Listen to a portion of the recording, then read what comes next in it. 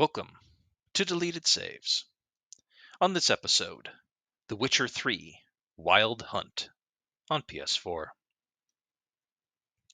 Dear listener, have you ever bounced so hard off a video game that you left dents in the motherfucker?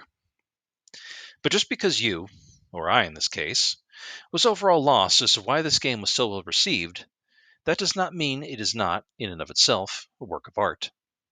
Well, let's get into it with 2015's The Witcher 3 Wild Hunt.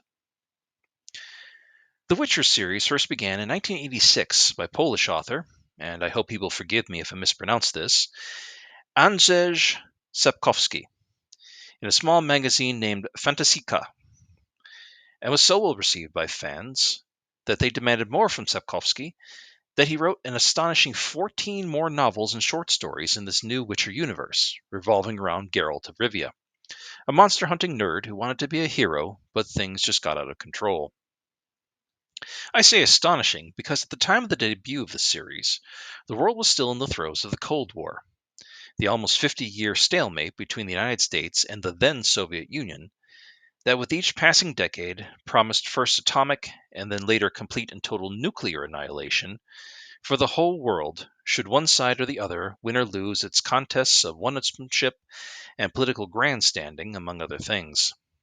So how did that real-life contest end? Well, it finally ended during the George H.W. Bush administration when the Soviet Union effectively ran out of money and went bankrupt.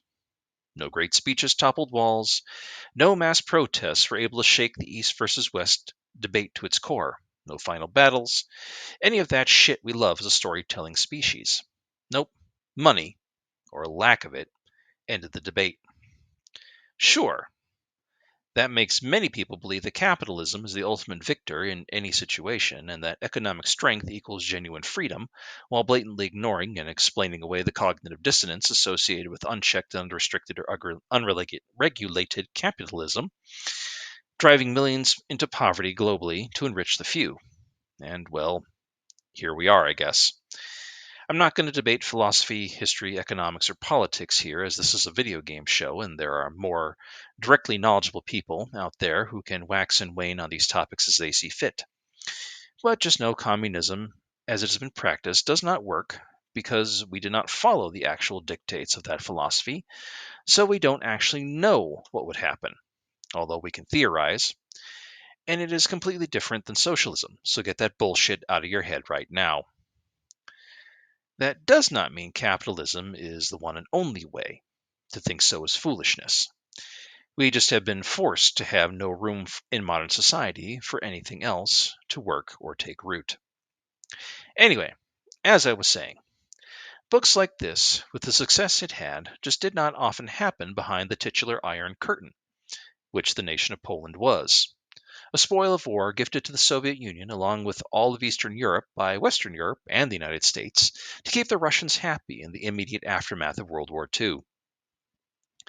But throughout the early 1990s, as the former Soviet states broke away and returned to being their own nations, the Witcher novels took off, with Sapkowski even being labeled the Polish Tolkien, and the novels and short stories eventually receiving English translations starting in 2008. Geralt and all the characters he meets along the way would eventually form the bedrock of direct inspiration and focus for Polish game developer and publisher CD Projekt and CD Projekt Red. The novels and short stories draw heavily from Slavic folklore, which is often horrifically dark and grim, many times a reflection of the environment and its people. But it was then amplified as a condemnation of life under Soviet rule, and posed as an antithesis of the traditional fairy tale, more of a fractured fairy tale, to use the term. If any of this sounds fun to you, well, dear listener, I hope you can get something out of it. It sounded up my alley years ago, so I started reading one of the Witcher novels. I got about one chapter in. I then had the same thought about that novel as I did when, many years ago, I tried to read one of the Harry Potter novels, and that thought was as follows. This boring piece of shit is for somebody, but that somebody is not me. I wanted to like the novel. I wanted to root for my people, as it were, as the majority of my ancestors come from Poland. and scattered Eastern European countries. You know, those countries that if I visited and said, hey, my ancestors came from here, I would get someone saying, go home, Yankee, at the barrel of an automatic rifle, much like most Americans would when visiting even supposedly friendly foreign nations and trying to find a way to fit in. Unfortunately, The Witcher as a novel did not win me over. Worse, I did play the first Witcher game many years ago when it was released in 2007, as a friend of mine had a PC copy. The only way it was playable back then, of course, and still is now. I played for about an hour, and it ran like somebody hooked up a mouse and keyboard to a sack of rotting potatoes. If you are someone who likes that level of janky challenge, then fucking good for you. But I decided that The Witcher would be dumped firmly in the fuck this shit, I'm out pile, and that would be that. But here I am, about to get into discussing the meat of a 2015 sequel to the sequel and my time with the game. So as you can guess, something has changed. Like the twist of an incredibly bad novel where you can see all the plot points coming a mile away.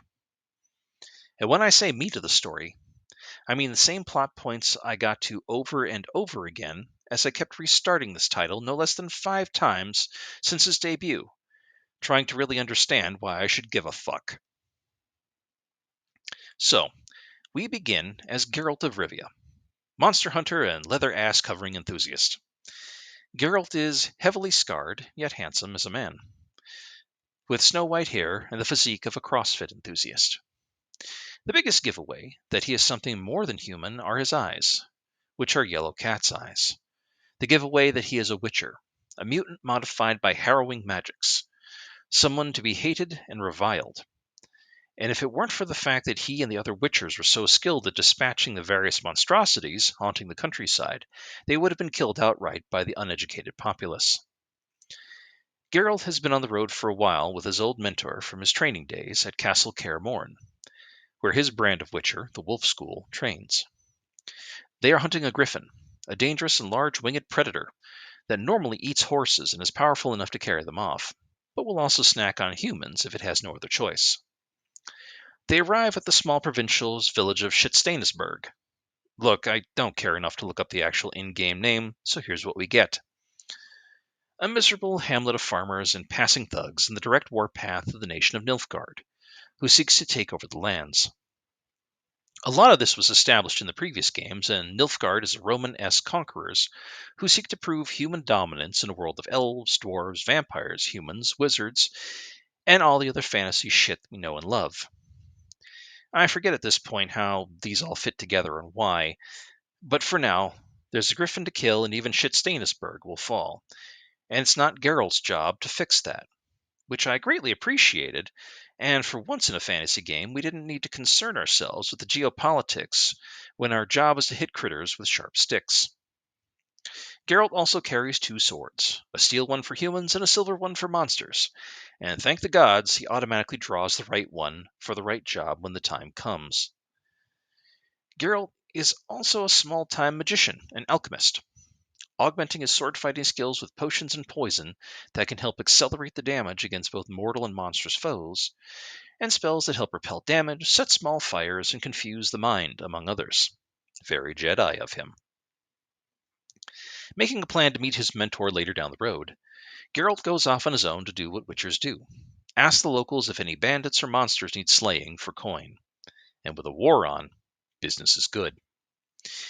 Geralt will regularly be attacked by thugs willing to kill him because either poverty or racism, and any horde of literal ghouls, zombies, giant bugs, water zombies, water monsters of humanoid origin, and a lot of other low-level horrors that he can easily chop and slice his way through as he rides across the countryside on his horse, Roach.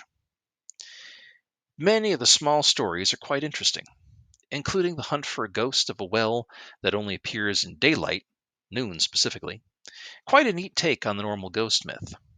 A hunter tracking what might or might not be a werewolf, and the local Nilfgaardian garrison hiring him to deal with deserters and other critters because it would look bad to the high command if they were eating soon-to-be Nilfgaardian locals, ultimately to the showdown with the massive winged creature in the form of the griffin. who is even more pissed off and vicious because its mate was murdered by other hunters and now requires killing like any other pest. But why is Geralt even here? Because he is tracking down his off-again, on-again girlfriend Yennefer, a sorceress supreme, who's said to rendezvous nearby. He meets up with her and, well, I'm just going to start laying this out. Yennefer is a reprehensible fucking pile of shit as a character. Honestly, I hated her. Unfortunately, none of the women Geralt interacts with are really good. I get that they are supposed to all be powerful and intelligent and complex, with tragic backstories because they are women suffering in a male-dominated world of raping and pillaging, with entire kingdoms dancing at their fingertips because of the magic they wield. But not one of them is interesting or worth a good goddamn, and I can't be arsed to give half a shit whether they live or die. I wouldn't let any of them piss on me if I was on fire. And if you read anything further into that statement than surface words, please go drown yourself in a truck full of wet cement. Anyway, Yennefer drags Geralt before Emperor. Let's see if I can pronounce this set of proper nouns. Here. I'm here? Maybe that's it. Emperor Hitler here is the biological father of Ciri, a young woman who is trained with the Witchers, but for some reason isn't one herself, but is the inheritor of an ancient elven bloodline and is known as the child of the Elder Blood, and is being hunted by just about everyone, but in this case, the Wild Hunt in particular, the boogeymen of this setting, who look like frost-coated knockoffs of the bad guys from the movie Willow, mainly because she can manipulate time and space. Oh boy, here we go. Fantasy having a potential time travel plot. We all know how well those work out, and the massive, moist, gaping plot holes those stories leave for themselves. And speaking of gaping holes, The Witcher 3 has to be the most sex-filled fantasy game I've ever played, as Geralt, in his capacity of Witcher and mutant, is sterile and cannot pass on or get STDs. They go to great lengths to point this out repeatedly, so all the single sorcerer's ladies want a taste of his battle-scarred hog.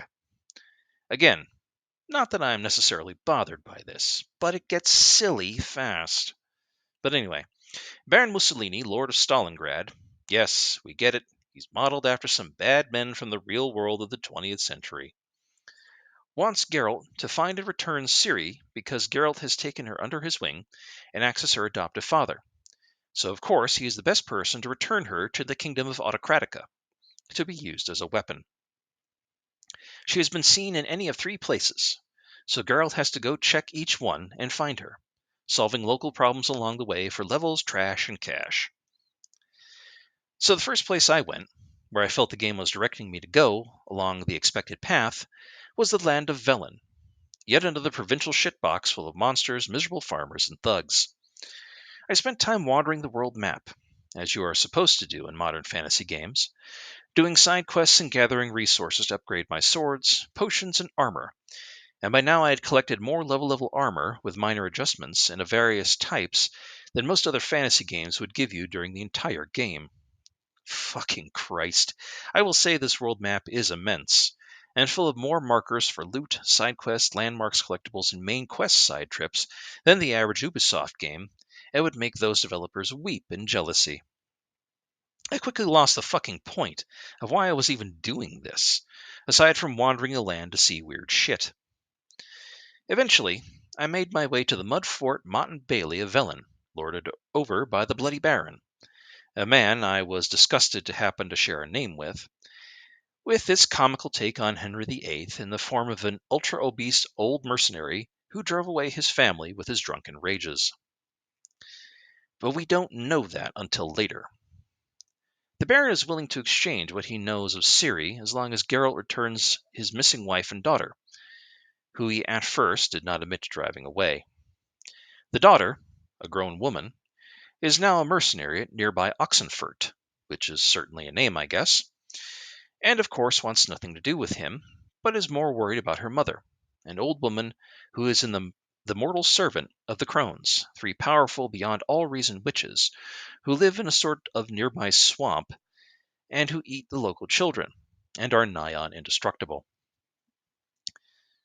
Geralt has to bargain with these three disgusting blights on sanity and life to free the woman, which he does in his gravelly monotone. Now, The Witcher 3 is another game where choices have consequences, again, as many modern games do. But the developers did try to make them more subtle and far reaching, such as dealing with the crones. Per this example, I was to go to a location and do a thing. Look, I forget what, but this was something that would have made them more powerful.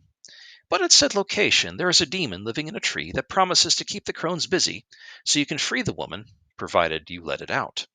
You know what? I let the demon out, who takes the form of an apocalyptic doom horse. Apparently, this was the really wrong answer, I found out later, for while doing so frees the woman and indeed saves all the kids she is living with, who are about to be the crone's dinner, but the correct answer was to let all the kids get turned into Kinder Souffle and spare the world a greater doom. Such are the decisions this grim dark fantasy wants you to make. Well, fuck that. Anyway, I got the daughter and wife back to the Sloppy Seconds Baron and found out he beat his wife so bad that she lost their would-be second child while she was pregnant. And that was the last straw for his family. So of course Geralt knows of a powerful ritual to resurrect the dead child, who is now haunting the Baron and will kill him, to turn the dead kid into a friendly protector spirit, provided they don't fuck up the ritual and the Baron is willing to embrace the Chucky-sized ghoul the spell turns the dead infant into. Well, I pulled it off, and they reburied the dead child on the grounds and turned her into a happy-luck ghost. When Geralt returns the next day to see how it's going, he sees Velen in an uproar, and the mercenaries squabbling over who will be the next to rule, as during the night the Bloody Baron hung himself from the courtyard tree out of guilt for all that he did. In this moment, Geralt voiced the exact thought I was having after going through all this horse shit to get information on Ciri, with a glass-in-throat growl of, "What the fuck?" And that, and I, wasn't even a third of the way through the game. It was at this point, after going through this forest and dell, leveling up to level 20, finding armor and weapons aplenty, having hot wizard sex with a sorceress, and watching a drunk monster hang himself after unleashing death itself in the form of a black horse, and playing for a bit as Ciri as she teleported through a chase scene, and I put The Witcher 3 down. I figured I'd get back to it in a few days. Then another game I wanted to play came out. A few days stretched into months. And by the time 9 months had gone by, I came back to The Witcher. I started the game back up, and I realized I had no idea where I was, what I was doing, or how the game played. So I restarted. I think I got as far as choosing not to have hot wizard sex with a sorceress along the way, while trying to stay true to another morally bankrupt sorceress Geralt had his eye on, the red-headed Triss, whom for 2 games claimed to be his girlfriend because he had at the time-honored trope of amnesia, and I put the game back down. I returned to it a year later, and had to start again for the same reason as the first time. I would do this a total of 5 times, each time reaching the same level of completion with the Bloody Baron questline. Each time at least a year apart from the last, before just giving up on The Witcher 3. And that, dear listener, is where it has stayed to this day, in this case on my shelf, untouched, unloved, and most certainly unfinished. Fuck this shit. I'm out. So why am I talking about this game then? Why waste our collective time with this? Because despite this, I get this game was a true work of art, despite the fact that it's, for me, mostly shit. What CD Projekt and CD Projekt Red created was a real project of love that put its predecessors to shame. Considering that the first game, released a mere 8 years earlier, played like an overly complicated puppet show run by jittery puppeteers loaded up on meth in a setting populated by dead-eyed sentient sex dolls, to something full of complex characters, of whom Geralt is not one, and be gorgeously produced and decorated, and have truly human-looking characters and even monsters that look like they could truly live in their world and practically pop out of the screen to have a conversation with the player, show their dedication to the craft and willingness to improve. Was there tons of problems with the game launch? Absolutely. I saw, as many did, The bug reports and the videos of the catastrophic and humorous bugs upon launch that required tons of patches to fix, which by the time I got the game was running smoothly with very little problems. Hey, with a game this large and complex, there would be issues. At least they were willing to fix them. Unlike some other companies I could mention. Is it loaded with problematic characters? Fuck yes, it is. But that is not just the writing, but also part of the drama of the piece. Was there crunch to get this game out on time? Absolutely there was. Like most every company does these days. No matter how much they try to correct it, it is part of the culture of making games, and it can never be forgiven, no matter who cleans up their act. But still, despite all this, it's a lovely game based on folklore we don't hear much about, but is still somewhat familiar and from a time period where it was dangerous to publish it. It's not, say, African folklore, which, if you read any of that, is some really wild and wonderful shit and should definitely be explored if someone were brave enough to give a team the funding to do it right. But it's not bad, especially from a time of high communism and state oppression. There are plenty of strange and wonderful ideas created in the fiction, and with lots of good points going for it. But that being said, I just couldn't get it to click for me. I tried over and over, hoping that this time would be the time it would click for me. It's not like it hasn't happened before. I've had games that started out bad, but I changed my mind and had a blast. The Witcher 3 is another of those games the greater games media couldn't help but fall all over themselves and onto their own swords to praise. But just not for me. I went and picked up a copy of The Witcher 2, Assassins of Kings on the Xbox 360 for an Xbox 360 that I hadn't turned on in almost a decade, and by that point had red rings so much it was practically brain dead to begin with and could no longer recognize its own built-in memory slot, just to see if I can get this game to click for me, before I gave up and returned the game to the used game store and took my 360 off life support and let it pass away peacefully. Hell, I even watched the first season of the I guess streaming show is now what we call Netflix stuff. No longer regular old network TV, but TV is the medium by which it comes to us, just to see if I could get it. Well, I can see why Henry Cavill got to play Superman. He's a handsome dude who isn't overly offensive. And he did okay in the role of Geralt. I hated everyone else's characters. But sorry, still didn't click. I tried watching a Let's Play by a favorite old Let's Player to see if the game got really good 50 hours in. But even I got bored with the series about the same place I got bored with the game and stopped watching. So I don't want to hear any fucking horse shit from anyone about not being fair and not giving this piece of pop culture a good try. The Witcher 3 just ain't for me, but that doesn't mean I don't think it shouldn't exist. In fact, I was so put off of any other CD Projekt Red game that by the time the next property arrived, the now infamous Cyberpunk 2077, based upon a tabletop role-playing game, and Jesus Christ on a leaky raft made of government cheese, how many times have I talked about games based on licensed tabletop properties on this show? So much that I'm beginning to think I'm the only video game podcast that even covers these type of games. I was already trepidatious about it. Well, I wasn't even shocked by the litany of issues that showed up with that game. When a buddy of mine played Cyberpunk and told me he got to a section of the city where it was raining motorcycles, I could only chuckle and nod sagely. Sounds like a CD Projekt game to me, I thought. So as you can if you can't tell, if they're getting any more future money from me, it will be through their GOG alternative to Steam, where I will pick up old games I liked and never got around to from the Windows XP and earlier years that they somehow got running on Windows 11. I call that a fair trade. So where do we stand at the end of the day with a game I didn't finish, but I'm reviewing anyway? Well, as we know from professional reviews, you don't need to finish a game to talk about it or have an opinion on it. And I cannot help but come back to the idea this is definitely Game of the Year material for someone else. For me, this isn't a thing. I can't even get heated about it. This was just an empty experience and an empty piece of media. If you enjoyed it, awesome. If not, that's awesome too. If you never even tried it, that's awesome 3.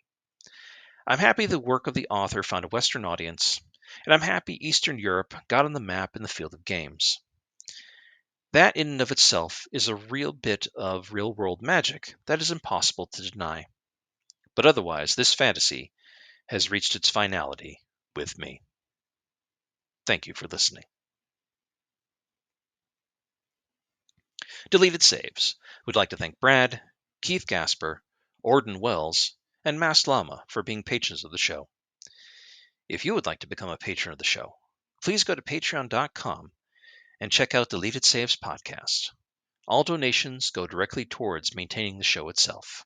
Thank you.